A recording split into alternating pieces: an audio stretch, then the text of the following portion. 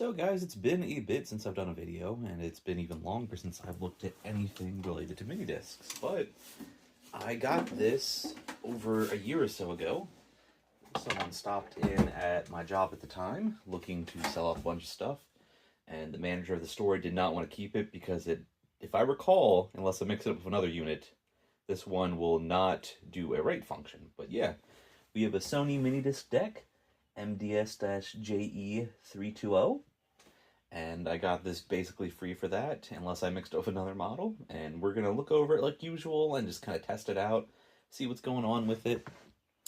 Also, sorry if the lighting's a little off. For some reason, my one light bulb keeps burning out. Anyway, so let's do a little basic overview before I plug it in and kind of mess with it. It's pretty much standard deck size, nothing too crazy, nothing too thick. 4 screws on both sides to help you take off the top plate if maintenance need be. On the back here, we have digital optical in for you putting digital audio into it. We have line in and out for RCA for both recording and output. And then we have the standard stuff, certification, the date, the model number. This one was made in Malaysia. Like this one was made in October of 1996.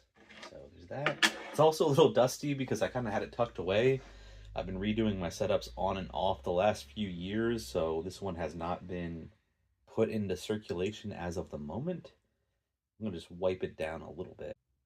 There's also some scuffs and scrapes on the top of it, and also keep in mind, like, I look at these units, but all of them are about 30 years old, and MiniDisc did not sell well in North America, so the quality of the one you might pick up used at this point may vary, and at this point, if it's not used, if it's new in box, you're probably going to have to recap some of it, because if you do not use one of these after a certain amount of time, the capacitors just kind of don't properly, I don't know how to term it. Someone in chat will correct me or something, or chat in comments will give you the proper breakdown of it. But yeah, basically, if the capacitors are not used at all after 30 years or so, then they will most likely need replaced because they have not, like, formed and reformed. If that makes sense to everybody out there.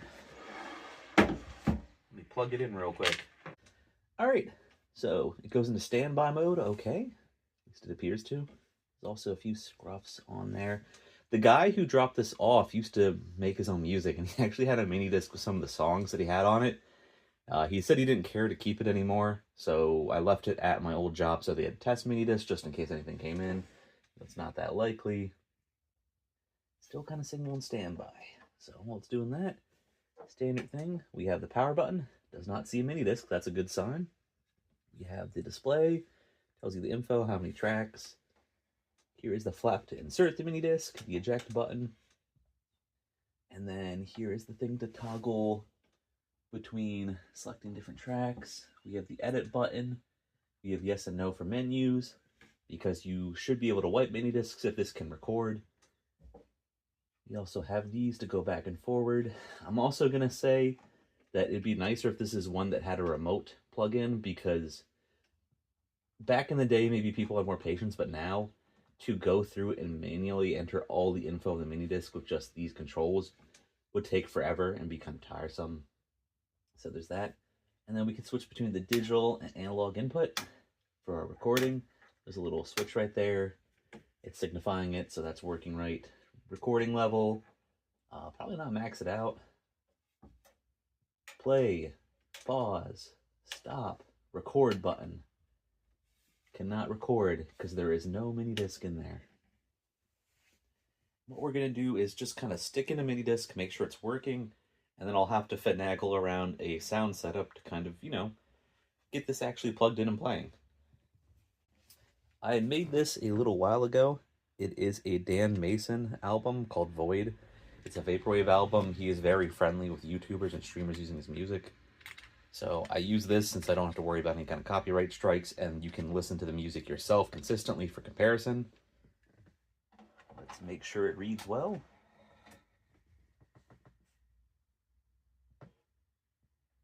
So it's reading the table of contents, and it sees the amount of tracks, sees the total playtime. Those are all good signs that at least the play function seems to be working. I don't remember if this is one where it has an issue, it locks up when you try to record. So what I'm going to do is kind of swap in some stuff so we have some audio to listen to and stuff. and then we'll go forward. All right, so I hooked up one of the receivers you might have seen in a previous video, and this has been one that I've been using on and off the past few years since I started getting audio stuff finally and doing this channel. And we're just gonna hit play. We also have some simple speakers. I got these at a thrift store. I miss you.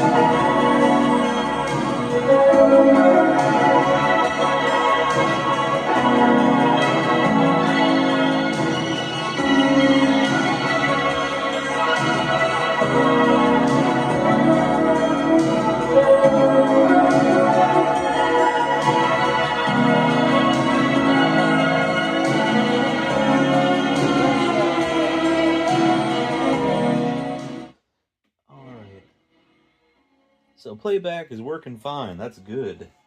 We're just gonna kind of switch between all the tracks, go to the end, just to make sure that the little laser head for the mini disc, or maybe it's not a laser, I think maybe it's a magnet. So mini discs use what's known as a track audio codec. It has a more floaty sound. It is a compressed audio codec. Even some of the later versions of it are compressed. So you're not going to get the full audio range. There's that, and then mini discs also use magnetic optical. So they use like magnets and stuff to kind of read them and write them. I'm not going to go into details. Eventually I do want to do an overview video on the format in general. So far things are good. Let's try to actually record something then.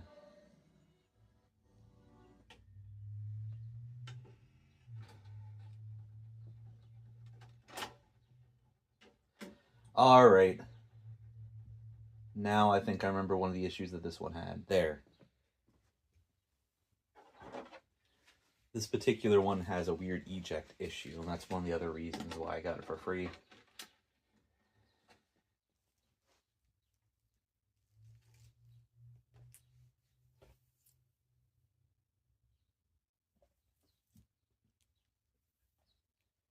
Alright, so first we'll try edit protected. So if you don't know, there's a little tab on these that you can put open or close to keep read and write from happening. Or read is okay, write won't happen.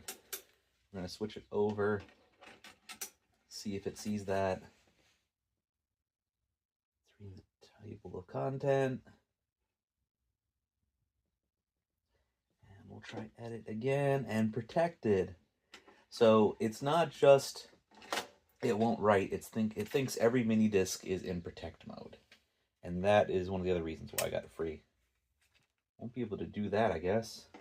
Should see if it will play and if it will kind of get stuck there. But I don't think it's going to get stuck. It's just going to try to catch, I guess, where the mini disc was beforehand.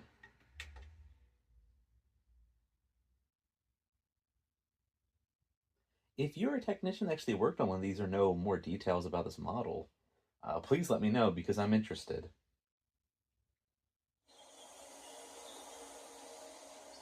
This is another Dan Mason track, or Ghost Empire's the alternative artist name for this track, I believe.